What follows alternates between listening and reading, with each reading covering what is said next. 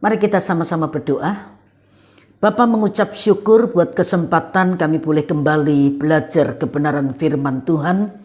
Tuhan, urapi hamba-Mu, urapi kami semua yang mendengar, supaya baik yang menyampaikan maupun yang mendengar sama-sama beroleh berkat dari kebenaran firman Tuhan. Roh-Mu yang kudus menuntun pemberitaan firman Tuhan, supaya semua jadi berkat untuk kemuliaan nama Tuhan. Dalam nama Tuhan Yesus kami sudah berdoa. Haleluya. Amin. Shalom. Para wanita yang dikasihi dan yang diberkati Tuhan. Pagi ini kita akan sama-sama belajar sebuah kebenaran firman Tuhan yang saya beri tema pembuat keajaiban. Markus pasal yang ke-7 ayat yang ke-37. Markus 7 ayat yang ke-37, mereka takjub dan tercengang dan berkata, Ia menjadikan segala-galanya baik, yang tuli dijadikannya mendengar, yang bisu dijadikannya berkata-kata. Kalau kita memperhatikan pembacaan Alkitab, kunjungan Tuhan Yesus ke daerah Dekapolis, yaitu Tirus dan Sidon kali ini, bukan seperti pelayanan Tuhan Yesus yang biasa dilakukan. Pelayanan Tuhan Yesus yang seperti pernah dikatakan kepada perempuan Siro-Fenisia adalah berfokus pada domba-domba yang terhilang dari umat Israel. Tetapi kenapa akhirnya Tuhan Yesus menempuh perjalanan sejauh kurang lebih 75 km untuk akhirnya berjumpa dengan perempuan Siro-Fenisia dan juga orang yang tuli bisu? Mari kita perhatikan bagian sebelumnya. Kita akan menemukan pangkal sebab Tuhan Yesus melangkah ke daerah di luar Israel. Sebelum melakukan perjalanannya, Tuhan Yesus berdebat dengan orang Farisi dan ahli Taurat mengenai adat istiadat orang Yahudi perihal makan dengan tangan najis atau tangan yang tidak dibasuh. Orang-orang Yahudi begitu mempermasalahkan hal itu, tetapi Tuhan Yesus menentang mereka dengan mengatakan bahwa yang menajiskan orang adalah sesuatu yang keluar dari dalam seseorang, bukan apa yang masuk ke dalamnya. Makanan saja bagi orang Yahudi dipilah-pilah, mana yang najis dan mana yang bukan, apalagi perlakuan terhadap manusia. Tradisi orang Yahudi pada waktu itu mengharamkan orang Yahudi bergaul dengan orang non-Yahudi, apalagi sampai masuk ke rumah orang non-Yahudi. Tradisi semacam itulah yang ditentang oleh Tuhan Yesus dengan pergi ke wilayah bangsa kafir atau non-Yahudi untuk melayani mereka. Tuhan Yesus menghapus batasan antara makanan yang najis dan tahir. Tuhan juga menghapuskan perbedaan antara orang-orang najis atau bangsa kafir dengan umat pilihan. Tuhan Yesus ingin menunjukkan bahwa semua orang sama berharganya di mata Tuhan. Bangsa Israel terlalu membanggakan diri sebagai bangsa pilihan Allah, tapi tanpa mereka sadari, mereka seringkali menentang Tuhan dan hidup dalam legalisme yang kaku, di mana hidup mereka diatur dengan tradisi-tradisi yang begitu kaku dan seringkali bertentangan dengan bahkan posisinya di atas firman Tuhan. Di ayat 13 kita bisa membaca, dengan demikian firman Allah kamu nyatakan tidak berlaku demi adat istiadat yang kamu ikuti itu, dan banyak hal lain seperti itu yang kamu lakukan. Tuhan Yesus menentang praktek-praktek keagamaan yang keliru, dan pelayanannya ke Dekapolis ini merupakan sebuah proklamasi bahwa keselamatan juga diberikan kepada bangsa-bangsa non-Yahudi. Ketika orang banyak membawa orang tuli itu kepada Tuhan Yesus, Mereka tidak meminta Tuhan untuk menyembuhkannya, tetapi mereka meminta Tuhan untuk meletakkan tangannya di atasnya.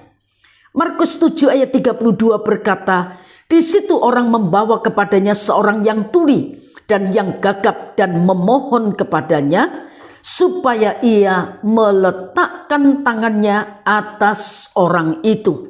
Bisa jadi orang-orang itu tidak mengharapkan kesembuhan, tetapi hanya sebuah berkat, sebagaimana lazimnya orang zaman dahulu ketika bertemu dengan seorang yang karismatis. Ya. Orang-orang berpikir bahwa Tuhan Yesus tidak akan menyembuhkan orang tuli bisu ini. Tetapi Tuhan Yesus melakukan apa yang melampaui harapan mereka. Tuhan Yesus menyembuhkan orang yang tuli dan bisu itu dengan sebuah tindakan yang di luar pemikiran orang banyak. Itulah sebabnya kemudian orang-orang itu menjadi takjub dan tercengang ketika orang banyak mengatakan Yesus atau ia menjadikan segala-galanya baik. Itu menunjukkan bahwa mereka juga mengetahui keberhasilan Tuhan dalam penyembuhan di daerah lain di wilayah Gadara ketika Tuhan Yesus membebaskan seorang yang kerasukan sepasukan setan. Markus 5 ayat 1-20. Kemudian anak perempuan Sirofenisia yang juga kerasukan setan. Markus 7 24-30. Pernyataan ia menjadikan segala-galanya baik juga menunjukkan bahwa Tuhan Yesus ternyata tidak hanya fokus melayani kepada domba-domba Israel yang terhilang, tetapi juga kepada bangsa-bangsa lain. Dalam hal ini Dekapolis yang mendapat lawatan Tuhan Yesus.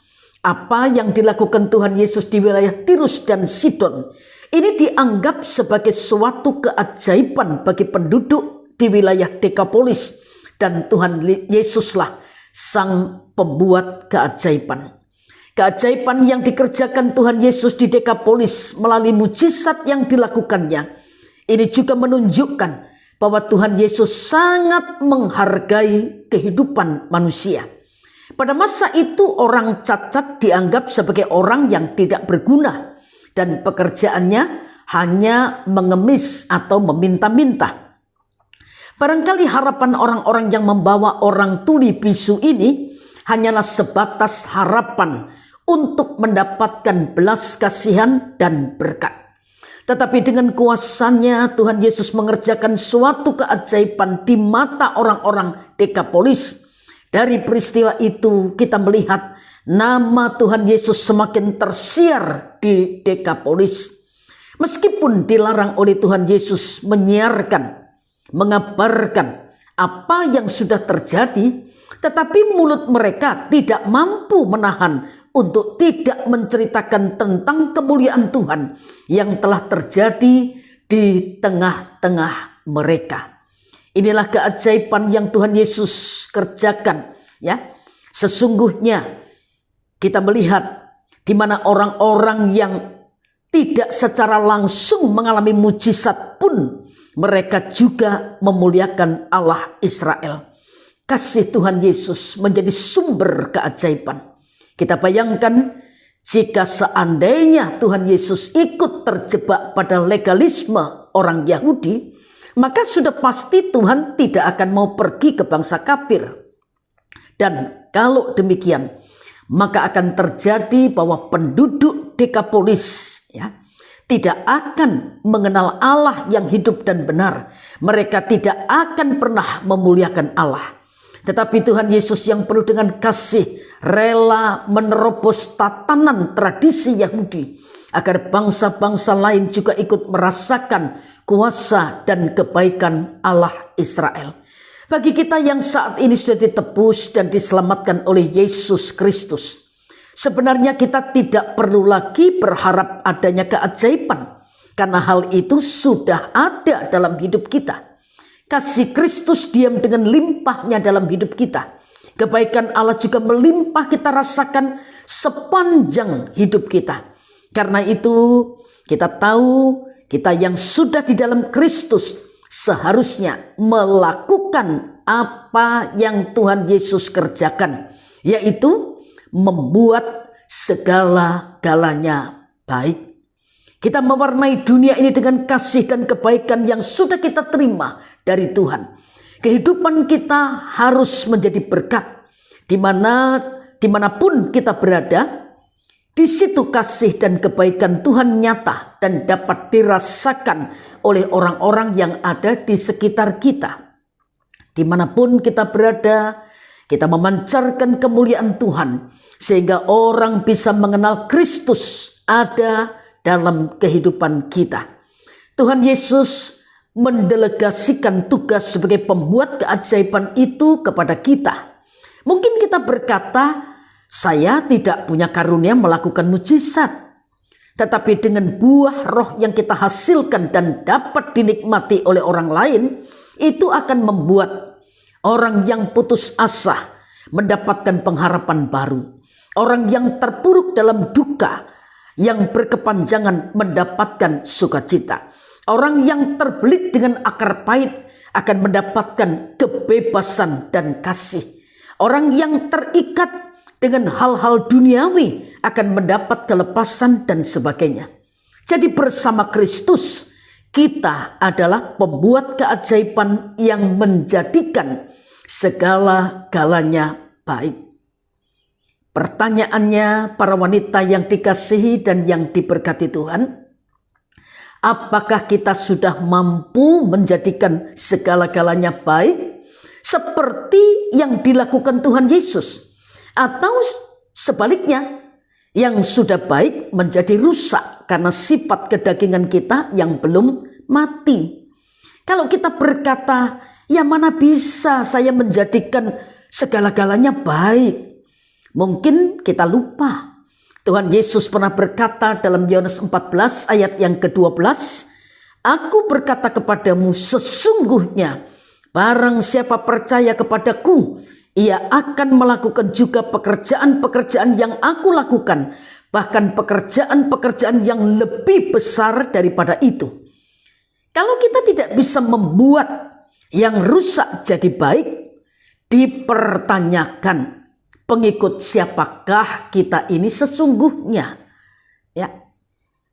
Jadi mari menjadi perenungan kita sementara kita mendengar kebenaran firman Tuhan. Jangan yang sudah hidup rohaninya jadi mati karena perbuatan kita. Jangan telinganya yang sudah mendengar menjadi tuli, tidak mau lagi mendengar kebenaran firman Tuhan karena perbuatan kita.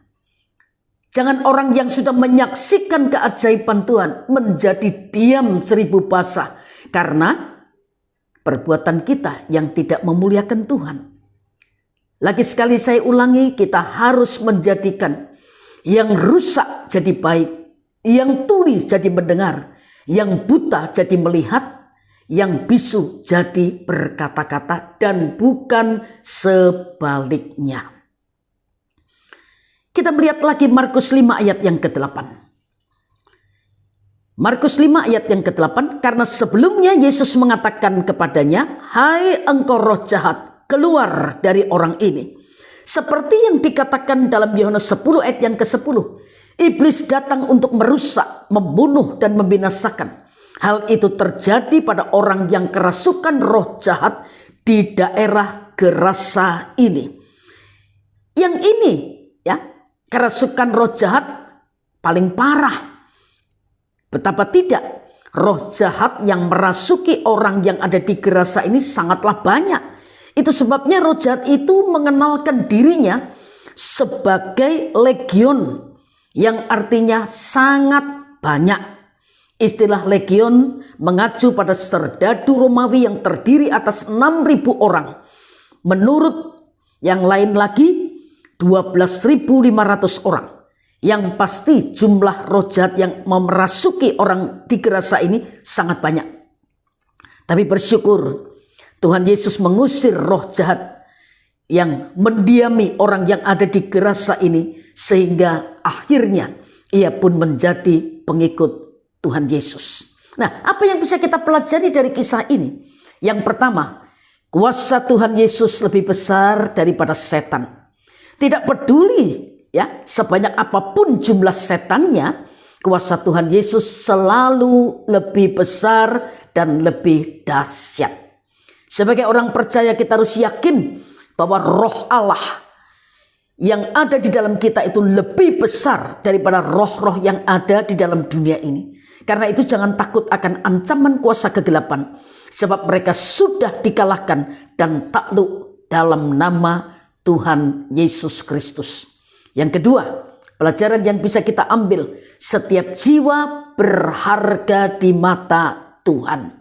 Orang yang kerasukan roh jahat ini tinggal di pekuburan, tentu saja karena diasingkan. Orang yang kerasukan roh jahat ini dianggap mengganggu. Tetapi Tuhan Yesus memandangnya berharga sehingga dia mengusir semua roh jahat itu. Nah, apakah kita juga menganggap setiap jiwa itu berharga dan layak diselamatkan oleh Injil Yesus Kristus? Pelajaran yang lain yang ketiga, orang yang dibebaskan dari roh jahat ini pulang ke rumahnya dengan memberitakan perbuatan Tuhan atas hidupnya. Kesaksian orang ini membuat banyak orang heran, dan tentu saja nama Tuhan Yesus dimuliakan. Salah satu ungkapan terima kasih yang bisa kita berikan kepada Tuhan atas mujizat yang diberikan kepada kita adalah dengan bersaksi, dengan menceritakan perbuatan Tuhan yang ajaib dan memberitakan Injil. Tuhan ingin memakai hidup kita menjadi alat Tuhan untuk menjangkau jiwa-jiwa menjadi murid Kristus. Bukan hanya pengikut, tapi murid Kristus sebagaimana Tuhan telah memulihkan hidup kita. Bukankah seharusnya kita juga punya beban hati untuk mereka, untuk jiwa-jiwa yang masih terbelenggu, yang masih terikat, ya. Kita membebaskan mereka dengan kuasa Tuhan yang Tuhan percayakan kepada kita. Masih ada satu contoh lagi tapi cukup ya. Tuhan memberkati para wanita sekalian. Ya, selamat menjadi pembuat keajaiban. Bersama Tuhan Yesus kita melakukan perkara-perkara yang besar. Mari kita berdoa. Bersyukur untuk kebenaran firman Tuhan yang kami dengar dan kami mengerti pagi hari ini. Roh Kudus menolong kami, memampukan kami. Seperti Tuhan Yesus membuat segala-galanya baik. Tolong kami juga Tuhan, kami bisa membuat yang rusak jadi baik, yang bisu jadi berkata-kata, yang buta melihat, yang terikat dibebaskan lewat kuasa Tuhan yang ada dalam kehidupan kami masing-masing. Roh-Mu yang kudus menerjemahkan lebih dari yang hamba-Mu bisa sampaikan. Meteraikan firman-Mu, biar kami yang mendengar tidak sekedar menambah pengetahuan kami, tetapi kebenaran ini kami hidupi, kami praktekkan dalam kehidupan sehari-hari, sehingga nama Tuhan, sumber keajaiban, sumber kehidupan kami, dipermuliakan lewat hidup dan pelayanan kami. Dalam nama yang ajaib, yaitu nama Tuhan Yesus Kristus, kami sudah berdoa, bersama-sama berkata, amin. Tuhan memberkati para wanita semuanya.